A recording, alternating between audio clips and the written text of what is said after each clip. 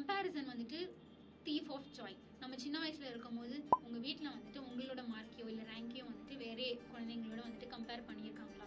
அப்போ உங்களுக்கு ரொம்ப ஃப்ரஸ்ட்ரேட்டாக இருந்திருக்கும். வாட் இப்போ நிறைய பேர் வளர்ந்தக்கப்புறம் நம்ம அதுக்கு வந்துட்டு பண்ணிட்டு இருக்கோம். அதாவது இந்த மைண்ட்லெஸ் ஸ்க்ராலிங் மூலமா 100 பேர் 1000 பேரோட வாழ்க்கையை வந்துட்டு நம்ம லைஃபோட நம்ம கம்பேர் பண்றோம். அவங்க டிராவல் பண்றாங்க, அவங்க வெக்கேஷன் போறாங்க, அவங்க நிறைய பணம் சம்பாதிக்கிறாங்க, அவங்களோட லவ் லைஃப் நல்லா இருக்கு, அவங்கள்ட்ட நிறைய பணம் இருக்கு, அவங்க ரொம்ப ஃபிட்டா இருக்கிறாங்க, அவங்களுக்கு நிறைய ஃபாலோவர்ஸ் இருக்காங்க, அவங்க சைடு ஹசல் வச்சிருக்காங்க. இதெல்லாம் உங்களுக்கு பார்க்கும்போது நான் என்ன பண்றேனே தெரியலையே என் லைஃப்ல. எல்லாரும் சக்சஸ்ஃபுல்லா ப்ரோக்ரஸ் ஆயிட்டு இருக்காங்க, ஆனா நம்ம மட்டும் அந்த மாதிரி எதுவுமே பண்ணலையே அப்படின்னு உங்களுக்கு தோணலாம். நீங்க பண்ற எமோஷனல் ஓவர் ஈட்டிங்கும் பிஞ்ச் வாட்சிங்கும் இதுக்கான கோப்பிங் மெக்கானிசமா இருக்கிறதுக்கு நிறைய சான்சஸ் இருக்கு. யாரெல்லாம் சோஷியல் மீடியால அவங்களோட மூமெண்ட்ஸ்லாம் ஷேர் பண்றாங்களோ அதெல்லாம் பாலிஷ்ட் பெஸ்ட் மூமெண்ட்ஸ்.